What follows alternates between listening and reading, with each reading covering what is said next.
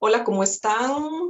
En esta nueva luna, o más bien una nueva oportunidad de encontrarnos en una luna, esta vez luna llena, luna que representa los cierres y particularmente hace un ratito caí en cuentas de que la luna nueva en Virgo, que fue hace 6 meses, tratamos el tema de las guerreras toltecas.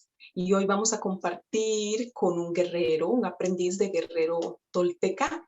Entonces, esas son las cosas que no se planifican y que siempre les cuento porque la magia siempre está tejiendo esto que compartimos, esto que vivimos, este tejido vivo en el que nos conocemos y nos encontramos. Entonces me parece como muy resonante y es lo primero que quería decirles. Y bueno, el tema de las lunas en Virgo, tanto la nueva como la llena, tiene que ver con toda esa conexión con el cuerpo, con la práctica, con el sostener prácticas que nos lleven a lograr propósitos. Entonces, la reflexión de esta luna es cuál es la conclusión, ¿verdad? ¿Qué fue lo que pasó en estos 6 meses que estuvimos sembrando prácticas o más bien practicándolas ya? Entonces, ¿qué resultados tenemos? Muy importante pensárselo.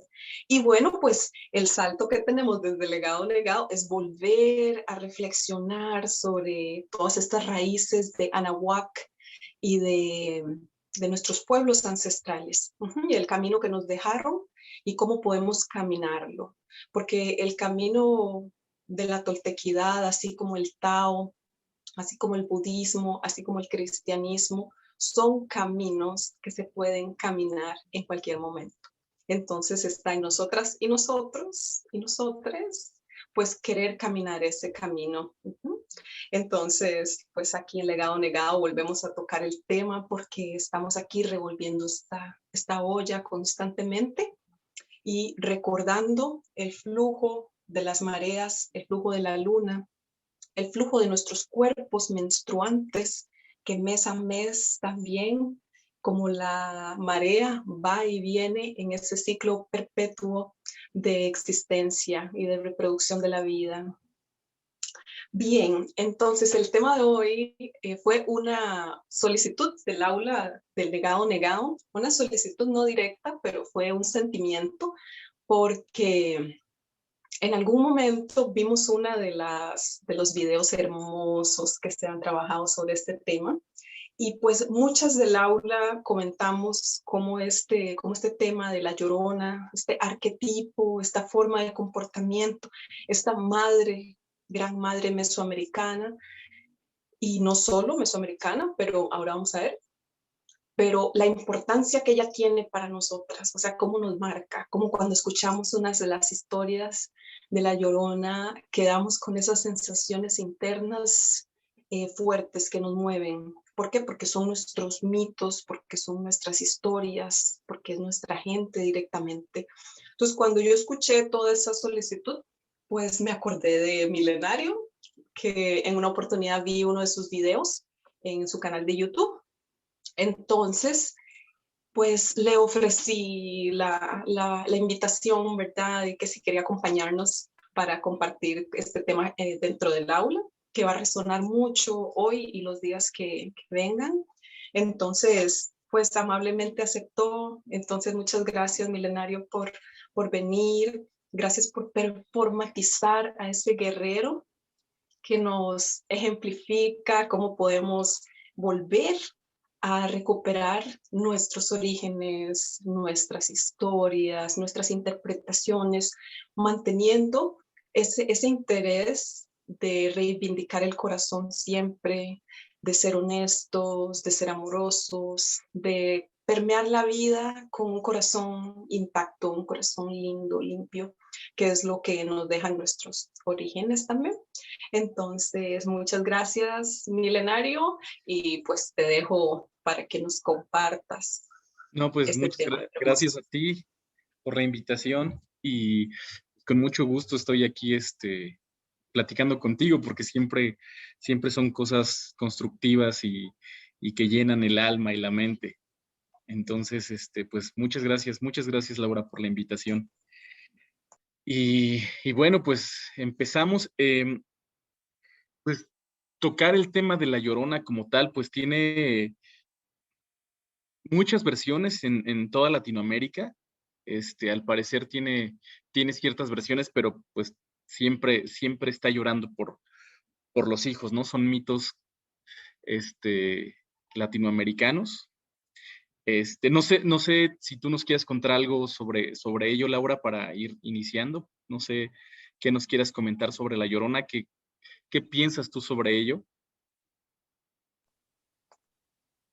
Claro, bueno, pienso que es eso, una madre que en nuestro caso representa todas esas lágrimas de la que pierde, en este caso la que pierde a sus hijos, y también la que pierde a sus hijas. En Latinoamérica me parece que nuestra madre ha llorado mucho porque ha habido pues mucha opresión, todo el tema de la conquista y todo esto. Entonces me parece que esa madre que llora tiene mucho sentido en nuestros territorios por todo esto.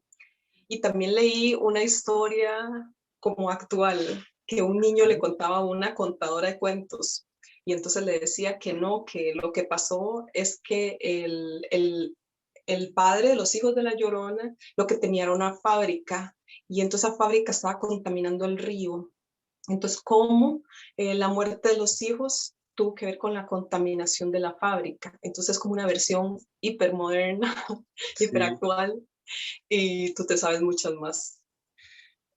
Y digo, es bien extraño porque, bueno, no extraño, sino muchas coincidencias, porque si te das cuenta, todo se relaciona con el agua, ¿no? O sea, todo tiene que ver con ríos, todo tiene que ver con agua, y cuando yo relaciono todo esto, lo primero que se me viene a la mente es la Coatlicue, ¿no?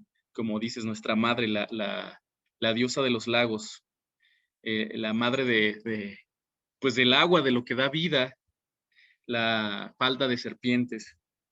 Y bueno, aunque hay muchas versiones, por ejemplo, aquí en México la más conocida es la de una persona, una mujer que vivía en la época de la colonia, que en México, se juntó con un español, y la deja por irse, ya con hijos, la deja por irse con alguien de la aristocracia, ¿no? Entonces, ella, ella dice, la leyenda dice que mata a sus hijos y desde ahí pena la muerte de los niños, ¿no? Es un espectro que también creo que en Colombia algo así había leído que también tenía que ver con un río, tenía que ver con el agua. Su esposo se va a la guerra, ella se queda, dicen que el militar murió, ella lo espera, pero nunca llega y vuelve a tener amores, tiene un hijo, y resulta que el capitán no estaba muerto, ¿no? Y resulta que el día que nace su hijo, le vienen a avisar que avistaron al capitán cerca del mercado, ¿no? Que viene para acá. Entonces ella se sale, llega una tormenta, tan fuerte es la tormenta que la conduce al río y muere junto con su hijo y sale de las profundidades para llorarle, ¿no? Entonces, son varias versiones pues vaya, de esta Llorona. Todo tiene que ver con los ríos. Te digo, hay como diferentes puntos de vista porque esa es la versión que siempre nos han dado, y desde que llegó la invasión de los españoles, desde que llegaron los españoles a la náhuac, pues ya sabes, siempre han tratado de descalificar a la gente de aquí, ¿no? Este, eh, desde la visión de lo que nos trajeron los españoles con una religión patriarcal, donde la mujer no vale lo que vale un hombre, y en nuestros antepasados anahuacas, pues obviamente no podíamos ser sin la dualidad, ¿no? Este, Ometeotl significa dualidad. Teot es Dios. Ome dos es doble Dios, que se refiere a hombre y mujer, que no podíamos ser sin ello, ¿no? Al contrario de la religión cristiana que nos impusieron. Y y que en algún momento pueden hablar de que la gente de aquí era deshonesta y todo eso cuando la realidad era otra, ¿no? Entonces, lo único que yo te puedo decir es que esa versión es la que nos impusieron desde el principio y que pudo haber sido una especie mm, de tratar de meter miedo a la gente, ¿no? Y he leído, por ejemplo, sobre cómo sucedió en la Biblia, que también se escribió para meter en cintura a la gente. Entonces, los 10 mandamientos, porque bueno, mueres y ya no pasa nada del otro lado, pero resulta que no, o sea, si tú te portas mal en la vida, pues tendrás sufrimiento eterno, ¿no? Entonces, es una manera de imponer miedo. Y, y este tipo de leyendas puede ser así, ¿no? Digo, no sé si tú sepas o alguien de los que está con nosotros hayan escuchado que les ha pasado, al menos a mí jamás me ha pasado algo paranormal, pero sin embargo me gusta escuchar las historias de miedo, ¿no? Me gusta escuchar las historias de miedo, y en particular de La Llorona, porque yo recuerdo desde que yo era niño, toda la gente lo contaba, incluso llegué a escuchar de la voz de gente que yo considero que no dice mentiras, ¿sabes? Y que dijo, yo escuché a La Llorona, yo la escuché.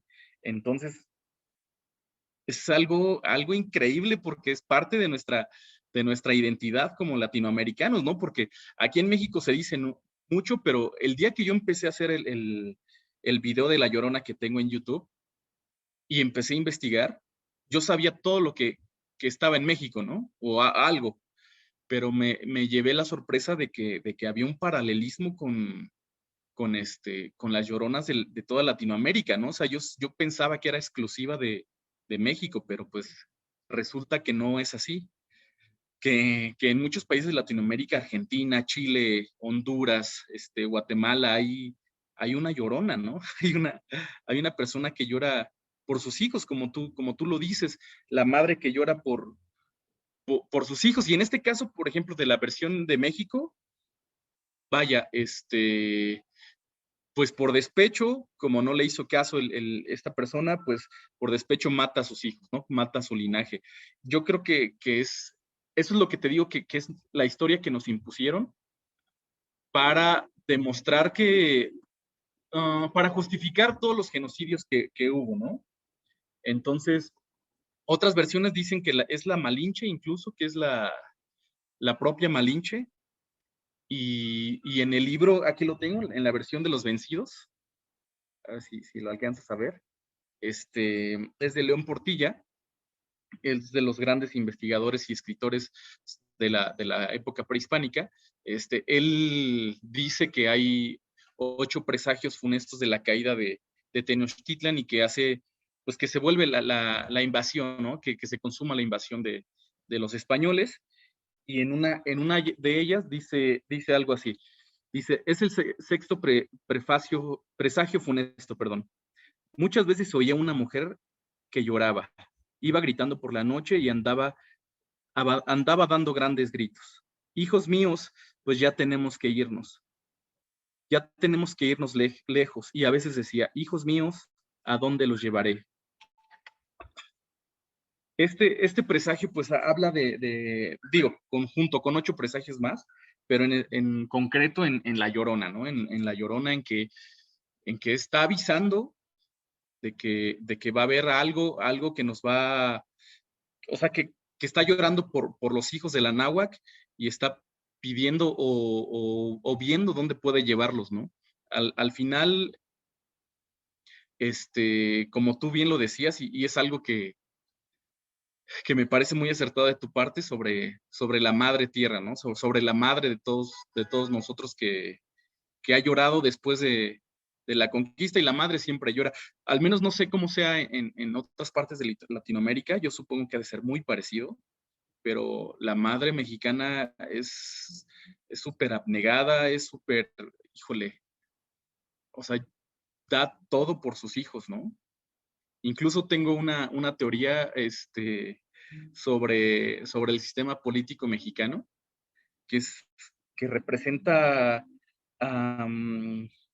vaya, representa el núcleo familiar mexicano. ¿Por qué? Porque aquí en México hay mucho nepotismo, entonces de repente hay gente que mete a sus familiares sin tener la capacidad de llevar el cargo. Entonces, yo imagino las madres mexicanas que aman a sus hijos, si fuera el presidente de México, seguro le daría un cargo a su hijo, aunque no tuviera la capacidad de llevarlo a cabo, pero lo quiere poner porque lo ama, ¿no? Entonces, yo lo comparo un poco con el tema político en México. Y y así es la madre mexicana aquí, ¿no? Por eso a mí no me cabe de entender la versión oficial donde mata a sus niños y llora por ellos, ¿no? Yo creo que es más profundo como tú dices, y, y a mí me lleva a la Coatlicue, ¿no? A mí me lleva a la Coatlicue, a la diosa de los lagos. No sé qué pienses tú, Laurita. Bueno,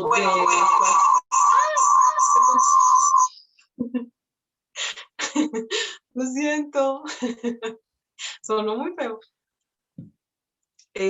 Bueno, yo a la Coatlicue conozco poquito sobre ella y me gustaría saber mucho más de qué es esa madre, la de la falda de serpientes y cómo las serpientes también representan el agua de los ríos, exactamente, el Sí, jade, ¿verdad? El color verde. Y entonces también los ríos tienen mucha asociación con el femenino, también al norte de México, al sur de Estados Unidos y en Sudamérica. Es esa relación del río con la fertilidad, con la así pasión, es. con la creatividad femenina, con esa potencia. Cuando nace un niño, una niña, es un montón de agua, ¿verdad? Cuando venimos al mundo es así como ese río, el orgasmo femenino también eyaculador, que es el, aquella fuerza de agua que sale, ¿verdad? En el orgasmo. Entonces tiene mucha relación con las mujeres y el femenino. Sí, sí, bueno, la Coatlicue es en este caso, incluso la relacionan con la Virgen de Guadalupe, ¿no? No Nancy, nuestra madrecita. El sin en náhuatl es como para hacer es como reverencial, es como, no necesariamente tiene que ser madrecita, sino tiene que ser algo con mucho cariño, ¿no? O sea, el sin, la terminación sin tiene que ser algo con mucho cariño, te digo, lo traducen así, madrecita, ¿no? Mi madrecita, pero no tiene que ser así, solo significa algo reverencial, algo con mucho cariño, ¿no? Entonces, a la Coatlicue incluso la relacionan con la Virgen de Guadalupe, incluso hay varia gente que ha como descifrado la pictografía para comparar a la Virgen de Guadalupe con la Coatlicue, ¿no? Digo, al final,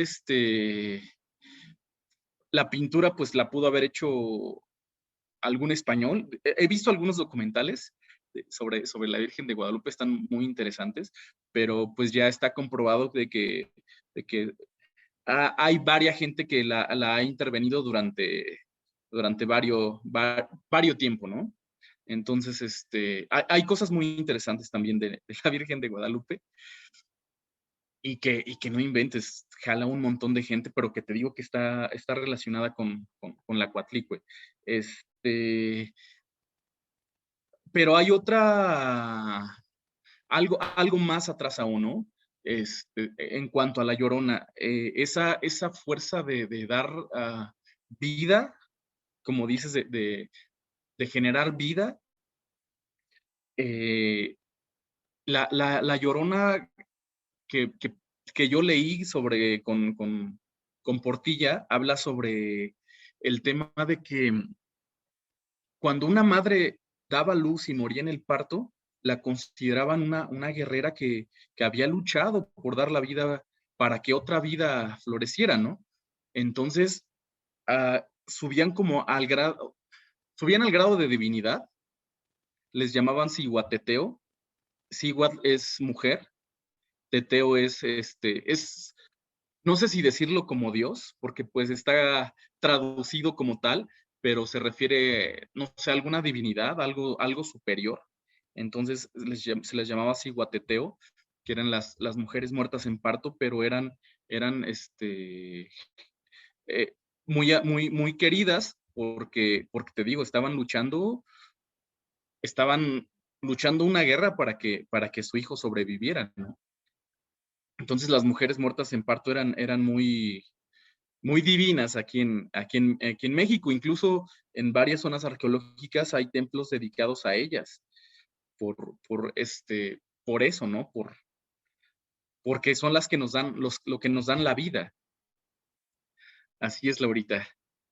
¿Tú has escuchado, no sé, en algún momento alguna historia paranormal sobre La Llorona? Solamente que la gente lo ha escuchado. Que la has escuchado. Sí. Y gente cercana a ti. Sí, desde niña igual, como cuentos. Sí, sí, incluso hay gente que dice que tiene cara de caballo, y que trae un vestido blanco, y que cuando lloras y la escuchas muy cerca, que está lejos, o si la escuchas lejos es que la tienes súper cerca. Entonces, sí, Y es no sé si curioso allá porque esa que dices de cabeza de de caballo, caballo, en Costa Rica se llama la cegua. la cegua.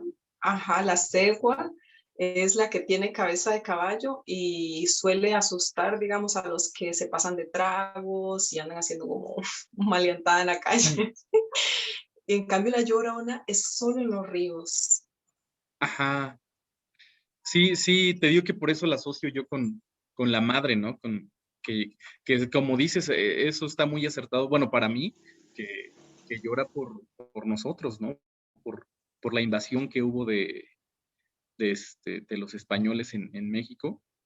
Ujú. Y y sí, aquí la Llorona también es la de la cara de caballo, ¿no? Bueno, trae un velo, pero si el velo se lo quitas, vas a ver una cara de caballo. Eso es lo que se cuenta aquí.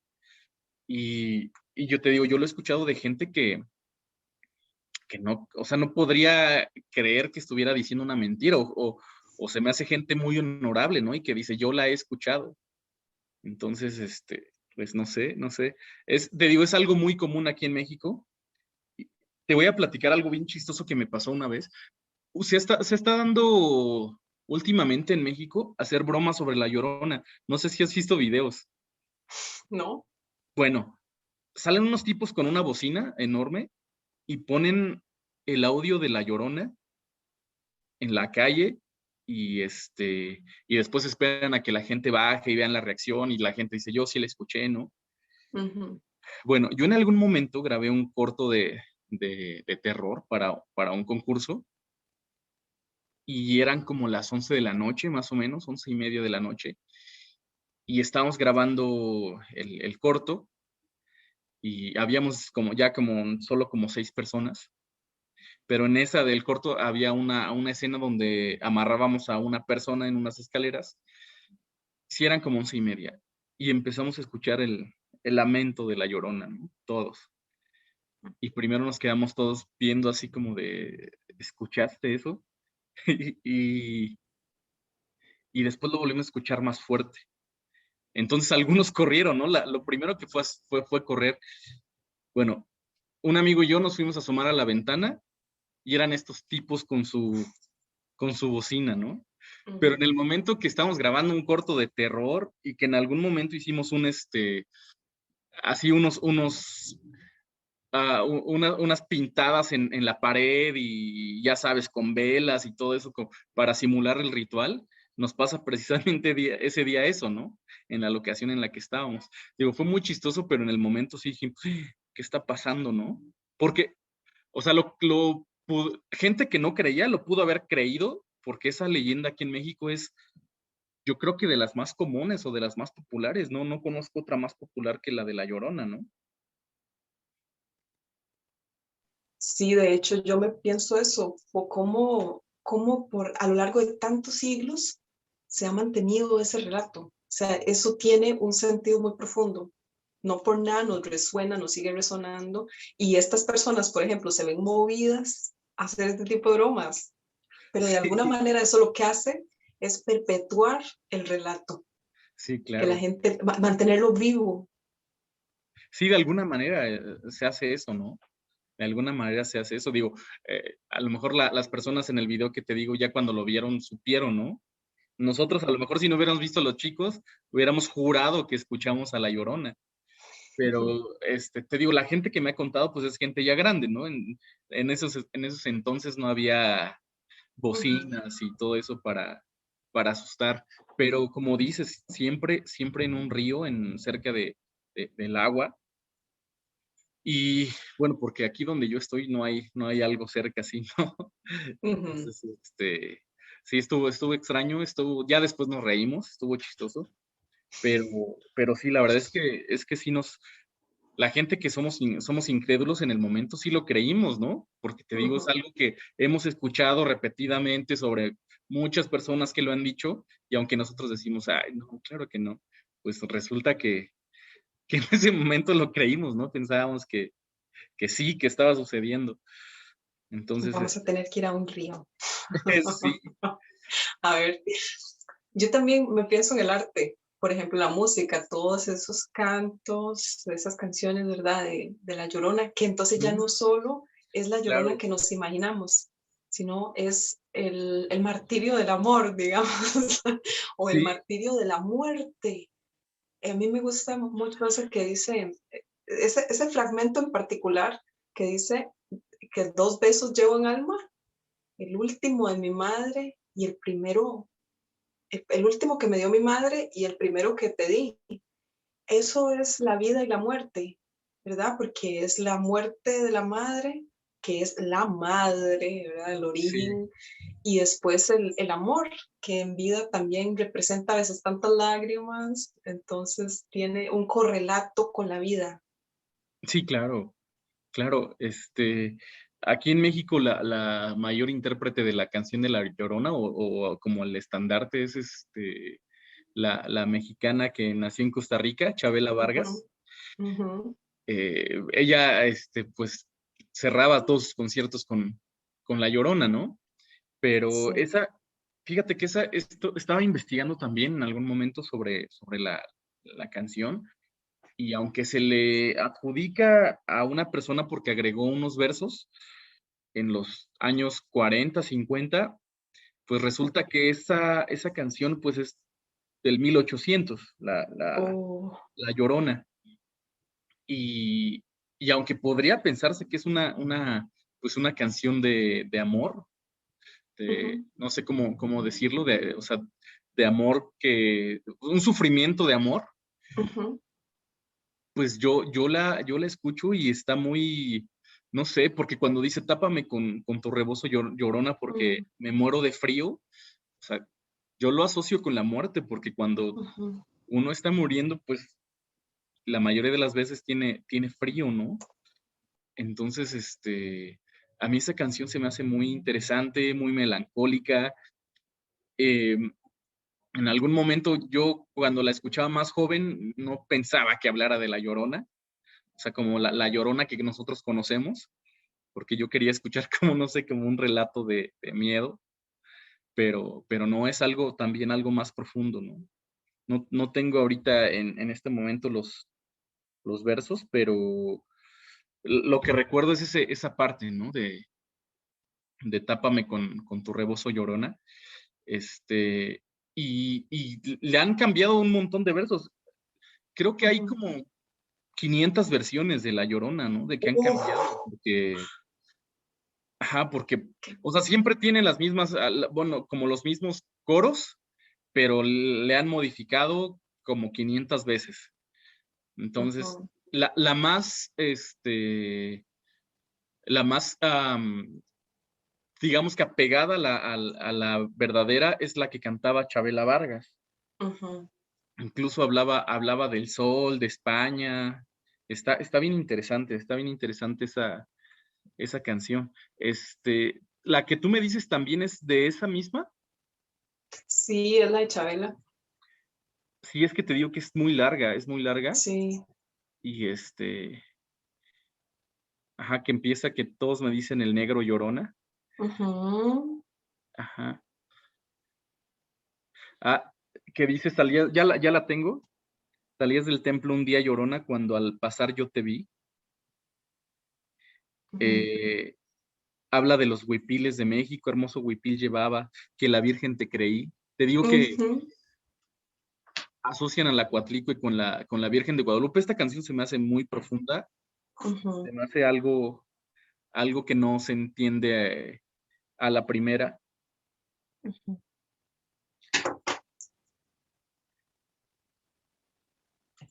¿Quieres que te quieres más? Si ya te he dado la vida, Llorona. Ajá. Habla de las flores del Camposanto, que no bien, esta no está completa tampoco. Sí, es larguita. Esta que tengo, te digo, hay como 500 versiones de La Llorona. Y Ujú, y bueno, lo que te comentaba hace un momento sobre la primera versión, bueno, sería la segunda versión que anunciaba La Llorona el trágico acontecimiento que tendría México Tenochtitlan, bueno, toda la náhuac. Y, y no sé, digo, esa es su posición, ujú, pero que tal vez en ese grado de querer quitarle ese peso a la divinidad como la ciguateteo, pues ujú. decían que la madre había matado a sus hijos, ¿no? Que no había luchado por ellos, sino los habían matado porque se ha tratado de justificar el genocidio con lo que hablaban de los, vaya, de los sacrificios humanos y todo eso. Y tú ves, por ejemplo, las pictografías, las escrituras pintadas, también se le llaman los códices, y, y no son literales, o sea, son metafóricos, son más profundos. Eh, o sea, por ejemplo, de repente he visto códices donde hay alguien caminando sin cabeza.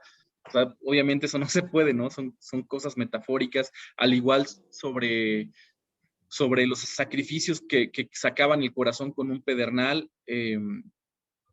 Le pregunté a un médico también a ver si había como posibilidad de que eso se pudiera hacer y dice que es imposible abrir la caja torácica con un pedernal, ¿no? Entonces, de alguna manera, se trataban de justificar el genocidio que hubo aquí, tratando de echarle la culpa a los mexicanos, o sea, de no, ella no sufrió por un hijo, no luchó por un hijo, sino los mató, ¿no? Entonces, eso se ha dado mucho aquí, bueno, en la época de que llegaron los españoles, de la llegada de los españoles, y es algo que yo podría pensar que puede suceder, a diferencia de la leyenda de Colombia que sale con su hijo para cuidarlo y que el río se lleva a ambos y que sale de las profundidades a buscar a su hijo, ¿no? Y que por eso grita, ay, mi hijo. Entonces, creo que son Honduras y en Chile y en esas partes, o como dices tú, en Costa Rica, que se les aparece a la gente que es mala persona, que son infieles y todo ese tipo de cosas, ¿no?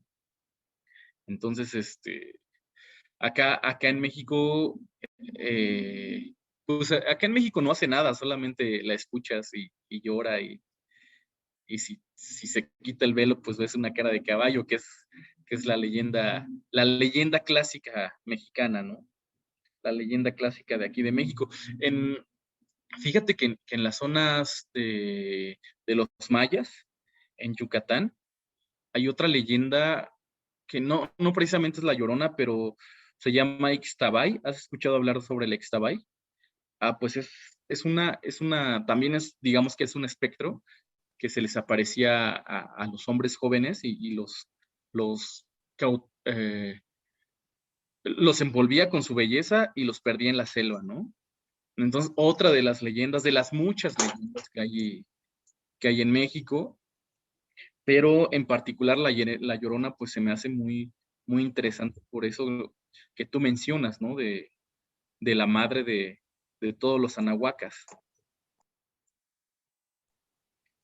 Sí, y me resuena un montón que el tema de la divinización de la madre, porque la Coatlicue fue muy adorada, ¿verdad? Previo a la conquista, había muchas peregrinaciones y templos y así.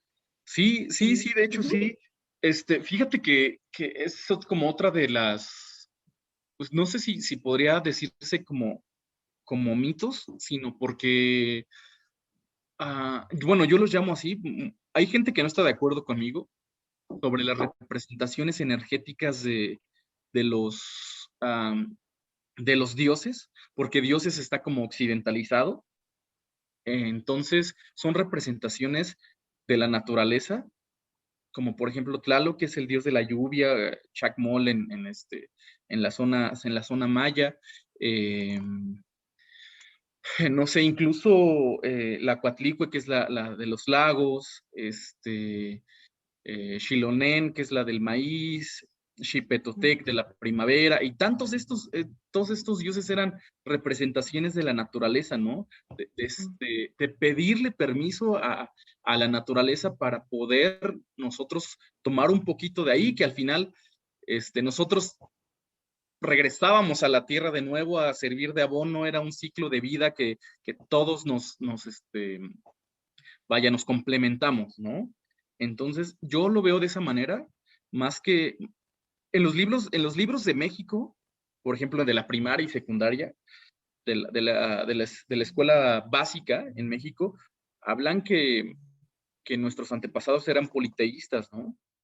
Y haciendo análisis de esto, pues al parecer no lo eran, o sea, eran respetuosos a todas las representaciones y que pues obviamente la Coatlicue y todos los monolitos que hay y todas las pictografías que hay, pues un artista conforme lo que escuchaba o conforme le pedían, hacía su semejante o a lo que él se imaginaba estas esculturas, estas pinturas, pero era lo que parte del hombre, ¿no? Lo que hablábamos también del camino del Tolteca y de Quetzalcóatl, que el Quetzalcóatl es como tal un estado. Todos tenemos a Quetzalcóatl adentro, por decirlo así, y podemos llegar a ese punto, ¿no? De Quetzalcóatl. Y que se dice que, bueno, como en el mito, que tiene una especie de avatares que te elige a ti, por decirlo así. Entonces, pero todos tenemos a Quetzalcóatl adentro, ¿no? Todos podemos ser Quetzalcóatl. Entonces, eso de que éramos, vaya, como los anahuacas, que éramos fanáticos, yo creo que es un pensamiento que pues que traían los españoles y que lo pensaron así porque era lo único que ellos habían visto en Europa, ¿no? Pero yo creo que no era así, yo creo que era, y como te digo, algo más profundo. A mí el camino del Tolteca me apasiona porque pues no tiene nada que ver con fanatismo, sino al contrario, ¿no? Con desapego, con aceptar las cosas, con merecer las cosas.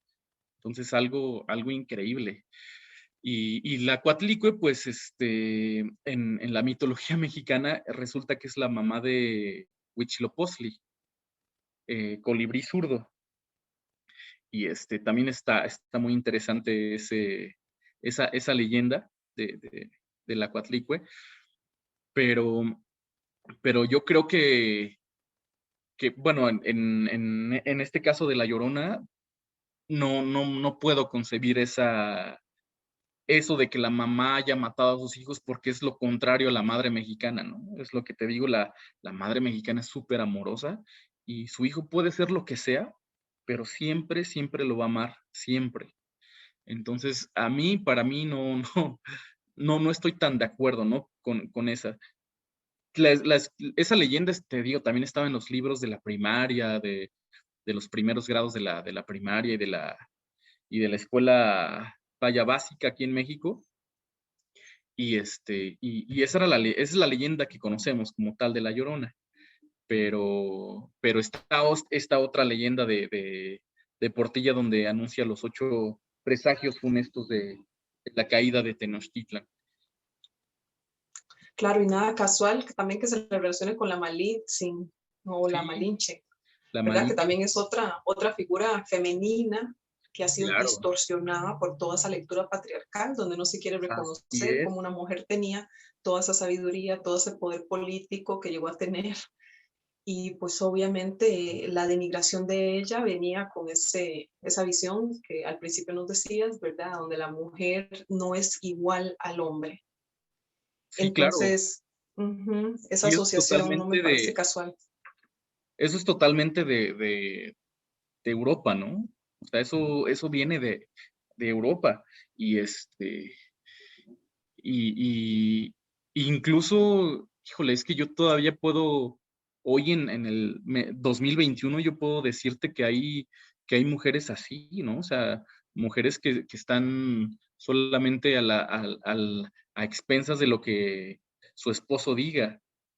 No como tal en las ciudades, pero hay muchas provincias aquí en México que aún se estila eso en pleno 2021 y que es impresionante cómo se arraigó desde hace 500 años. Bueno, la sociedad mexica también tenía un carácter patriarcal, pero distinto. Hay algunas feministas indígenas que hablan como de que se entroncaron ambos patriarcados y donde la mujer indígena queda en el último peldaño, por así decirlo. Ahorita que estaba investigando un poquito sobre sacerdotisas en distintas partes, en el caso azteca, o mexica, eran muchísimas las mujeres que tenían estos cargos sacerdotales, por ejemplo, y que eran súper veneradas. Y la que dirigía los templos era digamos, la La mujer Sigua. mayor, súper venerada, como la que tiene todas las joyas, decía en los manuscritos.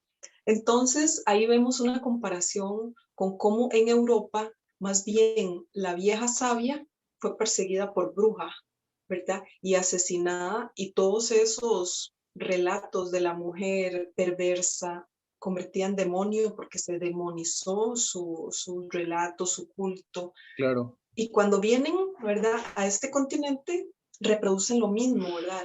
Aquellas que no tenían alma, pues aquí todos practican la brujería. claro. Aquí todos son hijos del Adoran al diablo. demonio. Ajá, aquí todos son demonios. Entonces se traen esos mismos relatos y aquí se fusionan y obviamente también todo aquello inmenso, ¿verdad? Esta historia, lo que ha pasado en estas tierras. Pero el punto que voy es como que se trata de perpetuar ese miedo al femenino. Entonces, cuando dices esto de que desconfías de que la madre vaya y tire a sus hijos, eso es una perspicacia también de cómo decir, bueno, ¿y cuál fue la verdad? No fue que le mataron a sus hijos y luego la acusaron que fue ella, Así es, claro. ¿verdad? Porque ¿quién vino a matarlos? Por supuesto. Sí, hay que analizar más este tipo de cosas de lo que me dices, por ejemplo, de los mexicas que eran incluso un poco patriarcales de alguna manera. Los mexicas hindú, pues fue la última civilización viva que se encontró con la llegada de los españoles, por decirlo así, ¿no? Entonces, todo lo que se sabe de los españoles, incluso León Portilla, está basado en todos los escritos de los cronistas de los frailes, ¿no? Que al final eran los más estudiosos, pero que eran frailes, estaban bajo la religión, bajo los preceptos de la religión. Entonces, todo lo que se escribe de los mexicas, se investiga, bueno, Portilla lo investiga la gran mayoría de los cronistas españoles que tienen que ver con la religión, ¿no? No sabría yo decirte, necesito investigar más a fondo porque que he encontrado es que los mexicas eran súper bélicos, incluso eran, no sé, de alguna manera patriarcales, pero déjame decirte que hay un cargo muy importante y que casi siempre lo ocupaba una mujer que se llama Cihuacóatl, mujer serpiente, ¿no? Pero hubo cargos que se llamaban mujer serpiente y lo desempeñaba un hombre, ¿no? O sea, incluso dicen que eran homofóbicos, pero llamarte a ti mujer serpiente, siendo no siendo hembra. Entonces, a mí eso me resuena y no me parece que sean una sociedad homofóbica o patriarcal, ¿me entiendes? Entonces, yo creo que hay como que, siento que hay que investigar más. Fíjate que yo estoy leyendo mucho a una persona que es investigador. Agradezco que haga investigaciones de campo porque yo me nutro mucho de él. Se llama Frank Díaz. Incluso no lo quieren mucho porque no es mexicano, pero al final es anahuaca, ¿no? Y recuerda que Tolteca es el que sigue el camino del Tolteca, no importa de dónde seas. Entonces lo discriminan en México mucho por eso, ¿no? Y él tiene muchas observaciones de ese tipo sobre lo que se ha dicho de los mexicas referente a lo que los cronistas, los frailes decían sobre o escribían sobre México, ¿no? Y el otro día encontré algo muy interesante sobre los sacrificios, ¿no? Donde dice Fray Bernardino que aunque se decía, él jamás vio uno, ¿me entiendes? Entonces se decía, pero él no vio uno. Al igual que como lo escriben, pues lo ven desde su perspectiva, ¿no? Al decir que son dioses, porque pues ellos tienen a su Dios todopoderoso, al decir que eran patriarcales, porque es lo que ellos siempre fueron, ¿no? Entonces, yo creo que eso habría que investigarlo un poco más. No puedo aseverar nada, son cosas que yo he leído y que me he cuestionado, ¿no? Pero sí habría que investigarlo un poquito más antes no sé, de... Ah, te quiero contar otra cosa muy chistosa, aparte de los mexicas. Alguna vez yo fui a una lectura de códices de los mixtecos. Los mixtecos están en Puebla, Oaxaca, parte de Guerrero, aquí se llama la Mixteca, que su nombre real son Ñusabi. Mixteco es náhuatl, que significa gente de la lluvia. Y cuando yo estaba con ellos entendiendo los códices mixtecos, de repente se soltó una conversación acerca de, no, es que los mexicas eran así, los mexicas están hoy mismo, siguen acaparando todo porque solo hay de mexicas y de la cultura azteca y no hay nada de nosotros, ¿no? Entonces, yo desde fuera lo veía y decía, ¿cuánto tiempo ha pasado, no? Y seguimos como enemistados con esas cosas, incluso entre nosotros. Y, y que al final, pues esas cosas que sabemos son la gente que escribió, que te digo, los frailes que escribieron y que a lo mejor nos enemistaron. No lo sé, porque hay escritos, por ejemplo, de Fernández Tlizochil, que era el hijo de Nezahualpili, que a su vez era hijo de Nezahualcóyotl, y que esas son más, vaya, más verídicos, ¿no? O sea, porque viene de alguien que vivió ese proceso de cuando muere su papá, de cuando podía él tomar la corona, al final no lo hace por una intervención de Moctezuma, etcétera, pero, pero te digo, no confío yo mucho en las interpretaciones de los españoles. A lo mejor tenían buenas intenciones, pero al final no deja de ser su perspectiva desde una cultura diferente a la que jamás habían visto, ¿no? Encontrar una cultura totalmente diferente. Entonces, es lo que yo veo. Y incluso con este tema de La Llorona, yo te digo, o sea, como tú dices, ¿cómo alguien no mató a sus hijos y a ella la culparon, no? O sea, así es esto y por eso es que desconfío en todo esto. Claro. Bueno, no sé si alguien que nos acompaña quiera compartir algo, alguna reflexión, si sabe algún otro relato de La Llorona, La Llorona. que nos cuenten.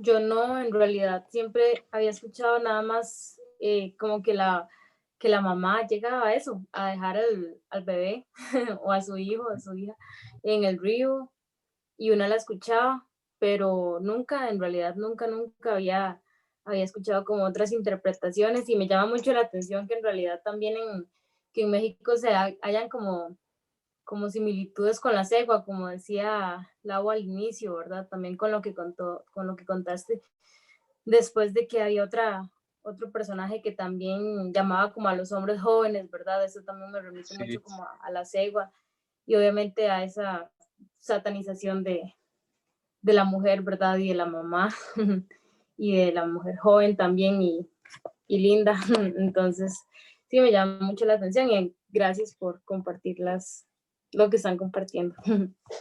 no, pues al contrario, muchas gracias a ti por contarnos sobre lo que piensas, porque pues sí es bonito como retroalimentarnos y saber un poquito más, ¿no? De diferentes perspectivas.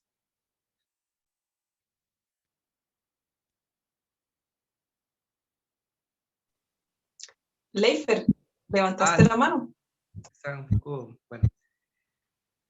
Sí, hace poco estaba hablando con mi sobrinito que tiene 8 años y nosotros tenemos una propiedad que tiene una montaña y la montaña tiene un riachuelo de abajo. Entonces el sobrinito me decía que a él le daba miedo que le saliera la llorona ahí abajo. Y yo, en serio, ¿usted le da miedo que le salga la llorona? ¿Se quiere que cuente otro cuento? Un cuento de la llorona, le digo yo. Y me dice, claro que sí, porque, ¿verdad? Toda esta situación de el esqueleto, la muerte, causa, digamos, una curiosidad. Y entonces me recordé del cuento que está en el libro de las mujeres corren con lobos, de Clarisa Pincola, que es de la mujer esqueleto.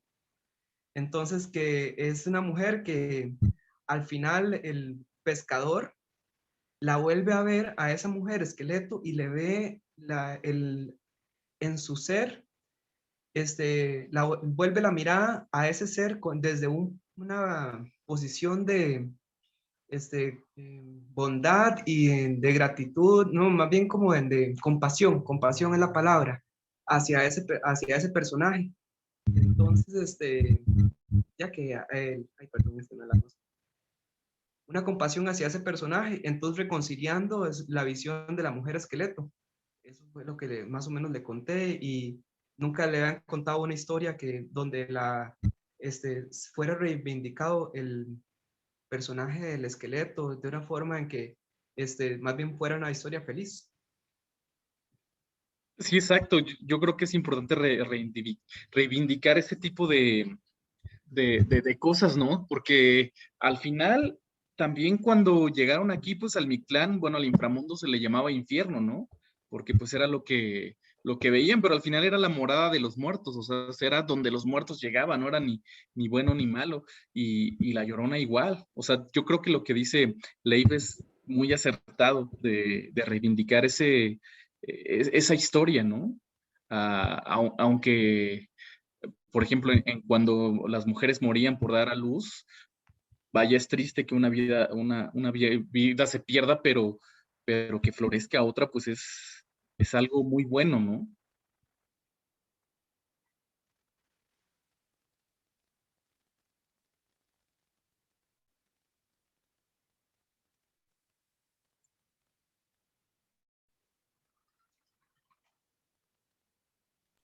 Lau, estás en No te silencio. escuchamos, Lau.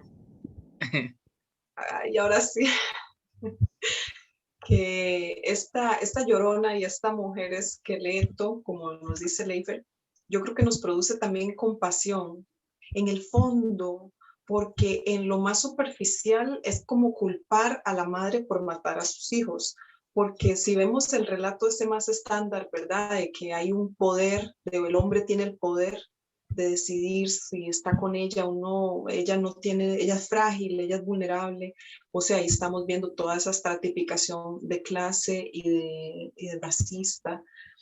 Entonces, cuando nos acercamos a esa historia, me da la impresión de que en el fondo hay una compasión por ella que sufre. También me parece que el dejarla vulnerable, ¿verdad? Como la abandonada, una mujer que no tiene más que hacer, que dedicarse pues a su marido y a sus hijos. Todos estos estereotipos sobre las mujeres y sobre lo divino femenino, porque también recuerden que todo aquello que representamos de la naturaleza o lo enorme o las divinidades, siempre también repercuten en la visión que tenemos de nosotras, de nosotros, de todas las personas. Entonces no son casuales todos estos relatos. Como decía Beatriz, también ese de la mujer que nos decía Milenario ahorita, la mujer joven que seduce y que es malvada. Sí. Todos estos conceptos, ¿verdad? Están en detrimento del poder femenino, de la autoridad de las mujeres, de la autonomía. O sea, ¿cuántas mujeres en América Latina especialmente el hombre abandona con un montón de hijos y las mujeres salen adelante? O sea, el patrón de digamos, de familia en América Latina es la madre con sus hijos. O sea, no se corresponde con la realidad. ¿Cuántas madres abandonan a sus hijos en comparación con sus padres, verdad? O cuántas madres son las abandónicas. Es un porcentaje menor, ¿verdad? No es que no suceda y no es que estamos juzgando, pero estamos viendo cómo hay una realidad que no corresponde. Y como un relato como este, más bien también nos debería dejar pensando, o sea, qué mala gente el papá de sus hijos, pero él queda limpio, porque en estos imaginarios patriarcales el hombre puede hacer eso y la mujer tenía que haberse quedado con los hijos. Pero si ella no hubiera tenido, en este caso, digamos, la fortaleza de haber sacado a sus hijos adelante, qué sé yo, el que lo hubiera hecho, la mala de la película, como decimos, queda la mujer, queda ella, y la que queda penando, o sea, él no penó nada.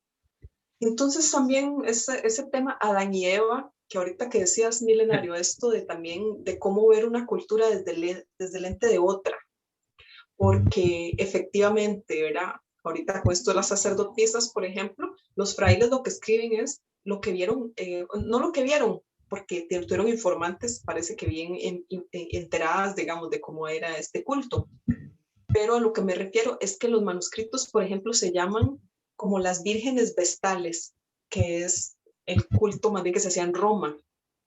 Es decir, siempre vamos a proyectar, y especialmente cuando llegaron los españoles, pues obviamente necesitaban toda esa justificación para la conquista, para la colonia y demás. Entonces sí hay mucha transcripción de estos manuscritos totalmente manipulados, eso es así, y entonces hay mucho más que investigar, que reinterpretar y que resembrar.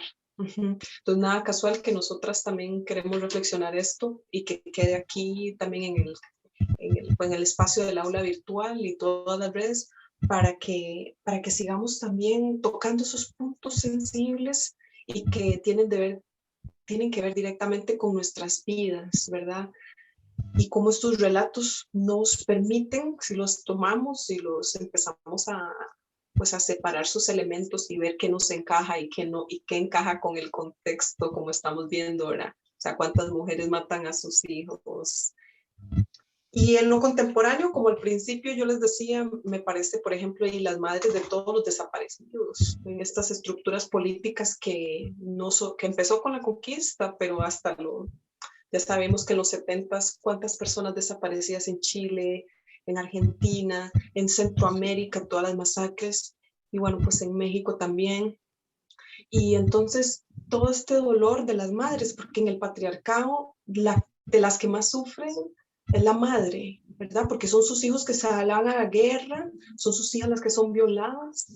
Ahorita, actualmente, ¿verdad? Todos estos femicidios, que obviamente las que están ahí también llorando en la calle son las madres. Entonces, hay quienes dicen que una política transformadora es la política en las manos de las madres. ¿Qué quiere decir la política de las madres? No solo las mujeres, sino la sensibilidad de la madre, pero no una madre patriarcalizada, sino una madre compasiva que está precisamente luchando por sus hijos y sus hijas, pero que no son solo ellos. Si algo caracteriza a las mujeres en los barrios con más dificultades económicas, con las dificultades más extremas a nivel material, es que son las que hacen las ollas comunes, las que alimentan a los hijos y a las hijas de todas y todos, sea, aquella extensión del amor de mis hijos propios a toda la colectividad humana, que es a la compasión, a todo lo sagrado que hay en la tierra, nuestros hermanos animales, vamos a lo mismo, los ríos, el aire, o sea, el amor que se extienda a través de esa compasión de las madres. Y pues bueno, aquí podríamos reflexionar profundo y el módulo que sigue vamos a reflexionar un poco más esa estructura de la madre, pero como les digo, la madre, no la madre que todo lo acepta, que todo lo entiende, que todo lo permite, que recoge la basura de todo el mundo, ¿verdad? Sino aquella madre que permea de esa compasión lo que sería la política, pues la religión también, ¿verdad? Y todas las estructuras sociales para que se transforme, digamos, esa sensibilidad, porque si las madres sufren mucho en este patriarcado, ¿verdad? Sí. Pues bueno, no sé, Milenario, si vos quisieras compartirnos una reflexión de cierre, algo que quedara por ahí, o alguna intención en tu corazón. Bueno, pues no sé, yo creo que lo que tú dices es también acertado porque hay que aceptar las cosas, ¿no? En cuanto a lo que platicamos sobre tú me escuchas mucho decir sobre la llegada de los españoles, sobre la invasión, sobre el genocidio y todo eso, pero sin embargo es algo que yo conozco mucha gente que aún está enojado con eso, ¿no? Y que ya no se puede estar enojado con eso. Entonces, a lo mejor soy un soñador o lo que tú quieras, pero pues creo que todo se resuelve con el amor. Entonces, creo que son cosas que, pues, que ya se olvidaron. Yo hablaba con mi abuela que era, pues prácticamente, digo, ya falleció, pero era prácticamente ese retrato de la conquista de alguien muy católico, abnegado y todo eso, y yo la amaba con todo mi corazón. Entonces, no porque ella sea católica y porque tenga esa etiqueta o ese estereotipo, no la voy a amar, ¿no? Y yo veo mucha gente que hoy en día lo hace, entonces yo quiero decirles que ojalá puedan sanar pues todas las cicatrices o todas las heridas que han estado en su vida y que podamos perdonar y que podamos continuar. Entonces, eso es lo que yo les podría decir, ¿no? Sí, pues qué hermoso, porque ahora somos toda esa fusión de lo que nos gusta y lo que no nos gusta en nuestras raíces, ¿verdad? Sí, Somos eso. sí, así es, somos esto, o sea, no podemos sacarnos la sangre, somos una mezcla de tantas y no nos queda más que aceptarlo y amarlo, ¿no? Uh-huh. Hay un mexicano que se llama Vasconcelos que habla de la quinta raza cósmica. Ah, de la raza cósmica, así es. Ajá, Y él habla ajá. precisamente de eso, de que ninguna cultura en el mundo ha logrado ser lo que es sin haberse fusionado con otra cultura, ¿no? Entonces habla sobre la última raza, que nosotros somos la raza cósmica, todos los anahuacas. Entonces, yo me quiero quedar con esa idea, tampoco sin menospreciar a nadie, por supuesto. Claro. Pero me encanta la idea de Sí, y amar la sanar raza nuestros cósmica. corazones. Así es.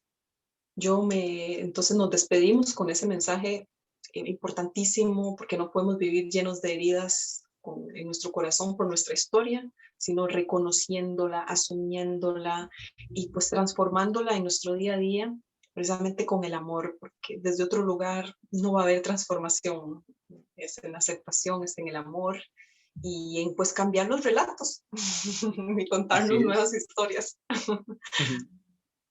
Muchas gracias de verdad, Milenario, por tu tiempo, por tu conocimiento, por tu compartir, por tu ánimo de guerrero que nos inspira. Y gracias a todas las personas que nos acompañaron y las personas que nos verán posterior. Entonces nos vemos en la próxima lunita. Que estén muy bien, que sea clara que les traiga mucha luz, mucha posibilidad de visión en sus vidas y nos veremos próximamente. Hasta luego, muchas gracias a todos. Un abrazo a todos. Chao, Chao. muchas gracias.